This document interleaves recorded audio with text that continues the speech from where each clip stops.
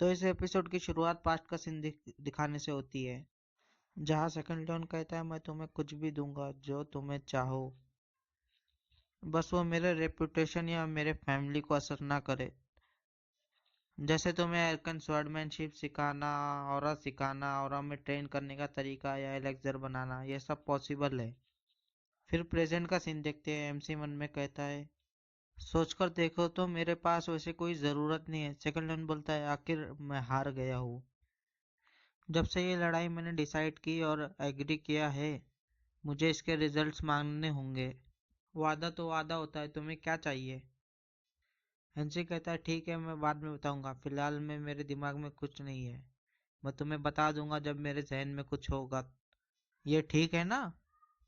Second Leone और Gilbert shock हो जाते हैं। सेकंड लियोन कहता है, ठीक है, मुझे इंतजार रहेगा। फिर सीन शिफ्ट होकर बाहर का देखते हैं। एमसी कहता है, मैं बिना एक्सेल के यूज के लड़ाई खत्म करने में कामयाब रहा, लेकिन फिर भी लग रहा है कि जैसे मैंने अपने आप को ज़्यादा पुश कर दिया, क्योंकि मेरा ओपोनेंट लियोन है। फिर हम किसी के हाथ देखते हैं। वो हाथ क्लोई के होते हैं, जो एमसी पर हीलिंग मैजिक कर रही होती है। हील होने के बाद एमसी कहता है, जैसा उम्मीद थी, रैंक 4 हीलिंग मैजिक का असर कुछ और ही है। ऑब्जर्वर बनने के लिए शुक्रिया क्लोई। क्लोई रोते हुए चिल्लाकर कहती है, मैं ना तुम्हें समझ पा रही हूँ, ना ही सेकंड लियोन को। हार जाते तो क्या होता, लेकिन लियोन तुम बहुत ज़्यादा मजबूत हो गए हो। फिर कहती है, तुम एकेडमी छोड़ने का सोच रहे हो ना? लियोन पूछता है, तुम्हें कैसे पता? क्लोई कहती है, मैं तुम्हें अपने हाथ की तरह जानती हूँ, तुम बहुत बड़े बेवकूफ़ हो। लियोन उदास होकर कहता है, मैंने सोचा था तुम मुझे रोकने की कोशिश करोगी। क्लोई गुस्से में कहती है, यह कहने की हिम्मत कैसी की, जब तुम मेरी बात सुनने का इरादा ही नहीं रखते। तुम हमेशा से ऐसे ही रहे हो। तुम हमेशा से वो लिमिट तोड़ने की कोशिश करते हो जो लोग अनब्रेकेबल समझते हैं, और आखिर में सफल भी हो जाते हो। हालांकि इस बार थोड़ा टाइम ज़्यादा लग गया, है ना लियोन? लियोन तो परेशान होकर मुंह साइड में कर रहा रहता है। फिर कहता है, मुझे लगता है कि इतनी मुश्किल के हिसाब से मैं काफ़ी तेज था। क्लोई बोलती है, नहीं, तुम लेट हो। फिर दोनों हंसने लग जाते हैं। फिर लियोन वहां से जाते हुए कहता है, अब मैं ठीक हूँ, जाओ मेरे लिए लियोन को मारो।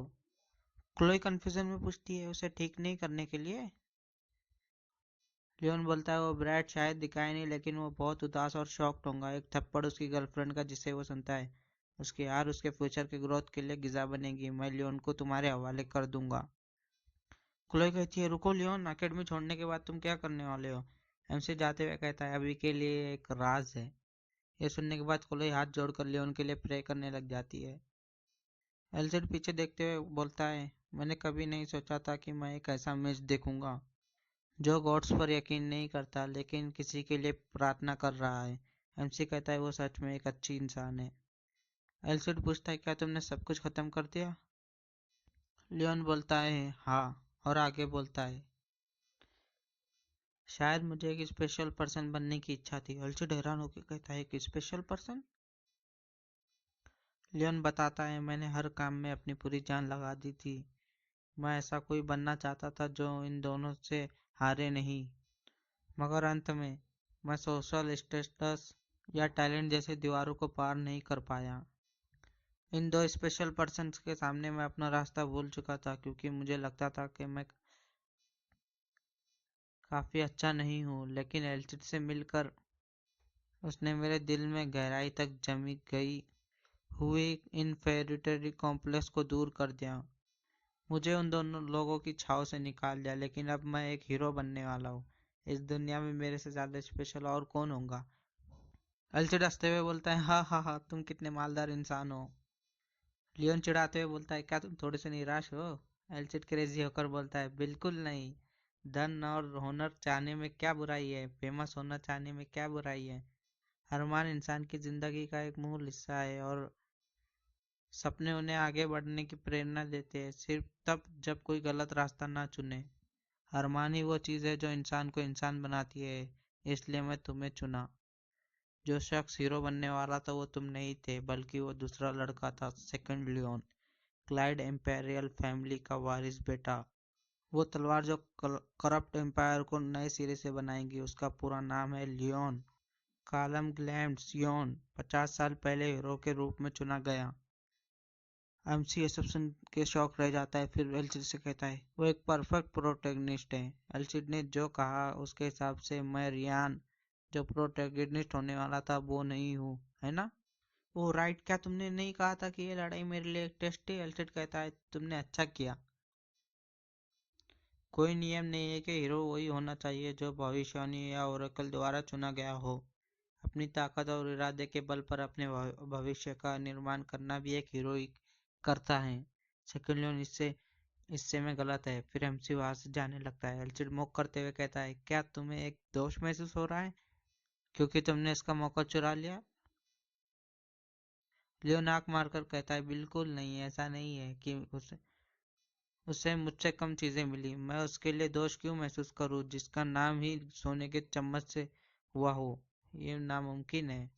इनसे आगे बोलता है ये उसका अपना दोष है कि वो मेरे जैसे से हार गया जिसके पास कुछ नहीं था, जबकि उसके सब कुछ मिला था, और तुमने ही तो मुझे चुना है। महान हीरो रोड्रिक की आत्मा और होली स्वॉर्ड एल्सिड ने मुझे चुना है। अगर ऐसा है तो मैं बस उनकी उम्मीदों पर खरा उतर रहा हूँ। एल्सिड ये सुन के खुशी के साथ सोचता है। फिर सीन अगले दिन का देखते हैं। एमसी मन में कहता है मैंने एकेडमी से ड्रॉप आउट करने की रिक्वेस्ट दी। मेरे इंस्ट्रक्टर जो बहुत उदास थे कि मैं एकेडमी छोड़कर एक एडवेंचर बनने वाला हूँ, उन्होंने कहा कि वो मुझे एक ग्रेजुएशन सर्टिफिकेट की जगह एक रिकमेंडेशन लेटर लिख कर देंगे। एक बोनस ये था कि मेरी और एलमंड के गिरोह की लड़ाई ने कॉमनर क्लास और नोबल क्लास दोनों को मेहनत करने की प्रेरणा दी, और एकेडमी के सभी लोगों में बदलाव की हवा ले आई, जिससे उन्होंने ज़्यादा मेहनत से ट्रेनिंग लेना शुरू कर दी। अब इसके शायद मुझे अब दोबारा इस एकेडमी में लौटने की कोई ज़रूरत नहीं, तो फिर चले, देर किस बात की है, फिर ये सिटी पेलेन की ओर जहाँ सारे एडवेंचर्स इकट्ठा होते हैं। इसी के साथ ये एपिसोड यही एंड होता है। अब इस मानवा के वीडियोस नहीं आएंगे। अब मैं नई या दूसरी मानवा एक्सप्लेन करने वाला हूँ इसकी जगह। तो मिलते हैं नेक्स्ट एपिसोड, नेक्स्ट वीडियो पर।